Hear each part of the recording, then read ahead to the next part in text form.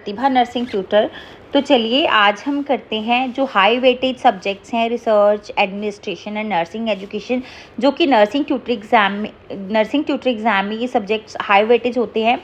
तो आज हम करेंगे उनके बारे में डिस्कस। आज का जो पहला क्वेश्चन है वो है 171 the phenomenon of a nurse respecting a patient's rights to make decision about his health and health care is called. तो इसका देखिए ह्यूमन डिग्निटी, इंटेग्रिटी या ऑटोनॉमी या एल्टरिज्म। तो इसमें क्या होते हैं कि अब इसका राइट आंसर आएगा ऑटोनॉमी। ऑटोनॉमी में क्या होता है, पेशेंट्स को अपने डिसीजन लेने का पूरा राइट होता है। इसका राइट ऑप्शन आएगा autonomy. Next, experience nurse introducing and employed to new responsibilities through teaching and guidance is called. तो मेंटोरशिप, प्रिसेप्टरशिप, प्रोफेशनलिज्म या लीडरशिप। तो इसका जो राइट आंसर आएगा वो मेंटोरशिप होता है। तो मेंटोरशिप में क्या होता है, जो एक सीनियर नर्स होती है वो अपने जूनियर्स को में स्किल्स डेवलप करती है, उनको सपोर्ट करती है, गाइडेंस देती है।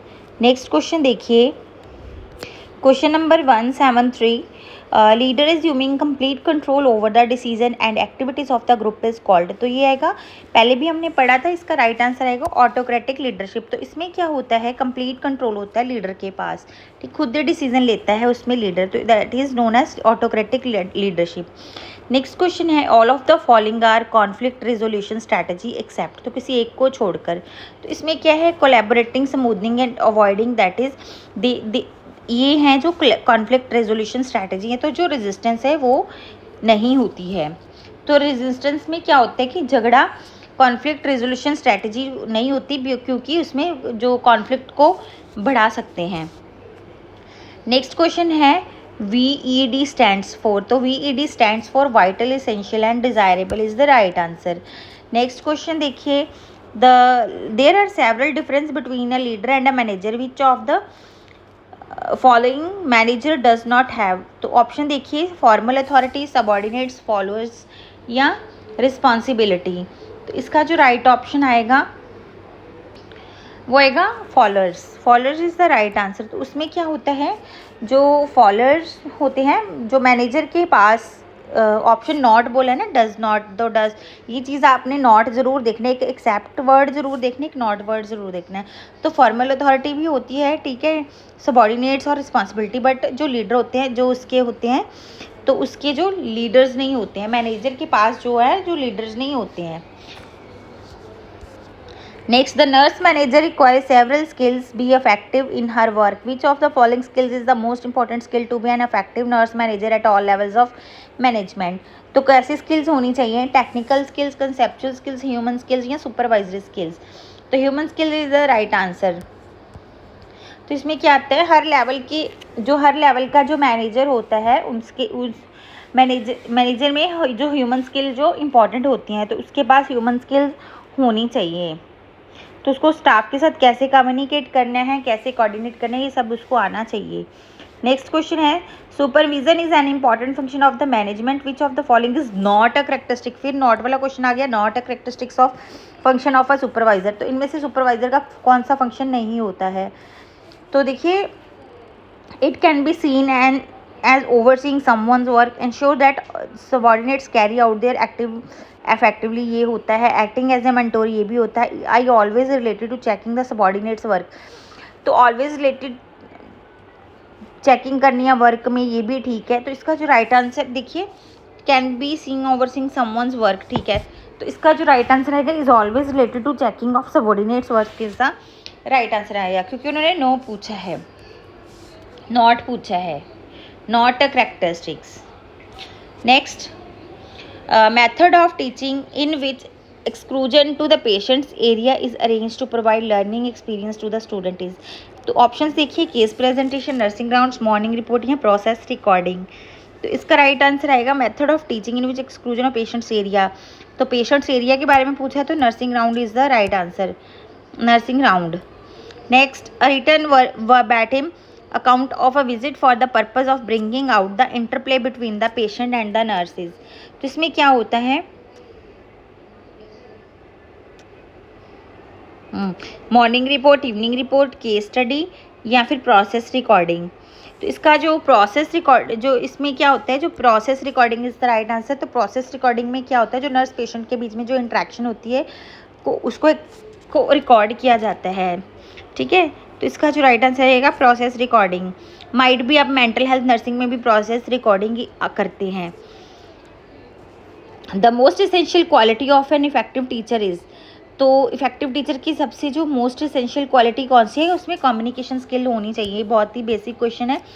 तो स्ट्रिक्ट पर्सनैलिटी नहीं होनी चाहिए, फ्रेंडली एटीट्यूड भी नहीं होना चाहिए, superior knowledge of the subjects भी नहीं होनी चाहिए। तो उसमें जो है कम्युनिकेशन स्किल्स होनी चाहिए। Next question, which method of the teaching would be most suitable to teach nursing care of children with mental retardation for a class of 100 nursing students. तो उस 100 नर्सिंग स्टूडेंट्स को मेंटल रिटार्डेशन के बारे में topic कराना है। तो उसके बारे में कौन सी डिस्कशन होगी, group discussion is the right answer. तो इसमें क्या होता है, लेक्चर कम डिस्कशन होते हैं, क्योंकि जब हम लेक्चर देते हैं ना क्लास में, lecture come discussion is the right answer. तो जो लार्ज ग्रुप के लिए हम क्या यूज़ करते हैं, लेक्चर कम डिस्कशन यूज़ करते हैं। नेक्स्ट क्वेश्चन है, a group of 10 people are speaking on a topic of common interest in an educational program, this method is best known as. तो ऑप्शन देखिए, workshop, panel discussion, group discussion या lecture. तो इसमें क्या होता है, जो स्मॉल ग्रुप में जो टॉपिक पर डिस्कशन को क्या कहा जाता है, ग्रुप डिस्कशन कहा जाता है। Group discussion is the right answer. Next, all that is learn during educational activities that is not a designated part of the official curriculum is known as. तो इसमें क्या होगा, जो होता है all of the learn during educational activities के दौरान जो भी हम लर्न करते हैं, that is not a design part. हाँ, तो फिर नॉट वाला पूछ लिया, तो hidden curriculum is the right answer. Hidden curriculum वो लर्निंग होती है जो इनडायरेक्टली इन्वायरमेंट और एक्सपीरियंसेस से मिलती है। नेक्स्ट, डेमोस्ट्रेशन और on neurological examination would be most useful if done in a group of. तो कितने जो क्लिनिकल डेमोस्ट्रेशन के लिए जो स्मॉल ग्रुप होता है वही बेस्ट होता है, जिससे हर स्टूडेंट प्रॉपरली ऑब्जर्व करता है। तो 10 का group, 10 is the right answer.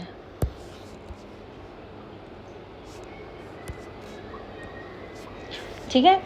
Next, which of following is not वाले क्वेश्चन बहुत आते हैं। Among the Maxim's of teaching, इनमें से कौन सा है जो मैक्सिम नहीं है टीचिंग का। तो देखिए, इसमें जो मैक्सिम नहीं है, general to particular to general होता है, ना कि जनरल टू पर्टिकुलर होता है। नेक्स्ट क्वेश्चन है, the deductive approach in writing protocol involves moving from general concept to specific one, moving from specific and then expands to overall plan, moving from precise and wide ranging, moving from meticulous to specific। तो इसका जो right answer आएगा वो आएगा general concept to specific one.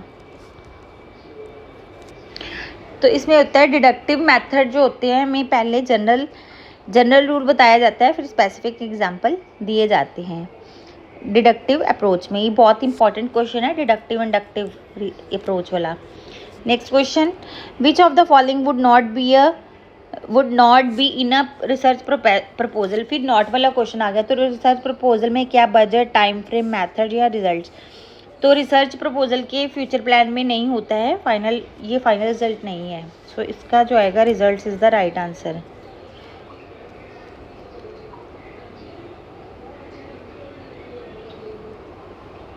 ठीक है। तो research proposal में क्या होता है, फ्यूचर प्लान्स होते हैं, ना कि फाइनल रिजल्ट होता है।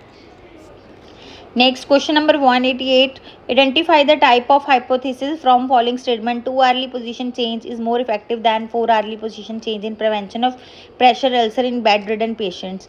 तो ये बताइए, ये है सिंपल एंड, ऑप्शन देखिए, simple research, simple directional, complex associative. तो ये सिंपल डायरेक्शनल रिसर्च है। इसका जो राइट आंसर आएगा simple directional research is the right answer. Next 189, identify the type of hypothesis from the following statement. Emotional wellbeing is influenced by the self esteem, degree of social support and financial system status in women breast cancer survivors. तो इसमें क्या आएगा, emotional wellbeing. तो multiple variables जो होती हैं involve है, इसलिए कॉम्प्लेक्स और इन्फ्लुएंस डायरेक्शन दिया जाता है इसमें। ठीक है, complex and directional. Next question देखिए, the planning step in the nursing process is similar to which, the planning step in the nursing process is similar to which step in the research process. तो इसमें option देखिए, data collection, design,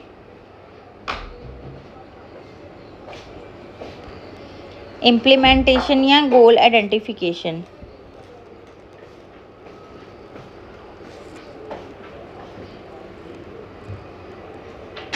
इसका जो right answer आएगा वो आएगा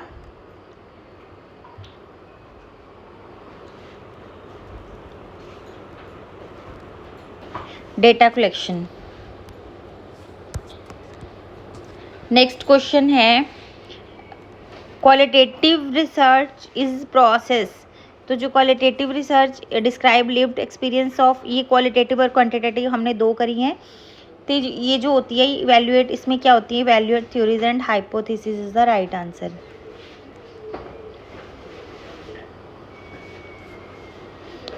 next,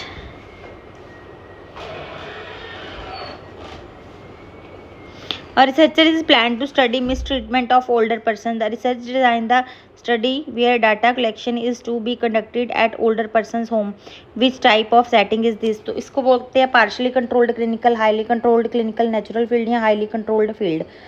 तो जो होम इन्वायरमेंट होता है वो कौन सा होता है, हाँ नेचुरल फील्ड होता है। तो natural field is the right answer. Next question, problem identification in research process is similar to which steps of the nursing process. तो इसमें क्या होता है, data interpretation, goal identification, nursing diagnosis या आइडेंटिफाइंग सॉल्यूशंस। तो इसका जो राइट आंसर आएगा nursing diagnosis is the right answer. Next, researcher is using random sampling method to decrease the sample bias in a research study. This is done to achieve manipulation, data collection, control या encourage participation of subjects. तो इसका जो right answer आएगा control आएगा। Option C is the right answer, control. I hope कि आपको ये सारे क्वेश्चन समझ आ गए होंगे। अगर आपको मेरी वीडियो पसंद आए तो आप इसको लाइक करें, शेयर करें और चैनल को सब्सक्राइब करना ना भूलें। बेल आइकन का बटन ज़रूर दबाएं ताकि आपको टाइम टू टाइम जो भी वीडियोज़ है वो मिलती रहे। For all the best for your exam. Thank you very much.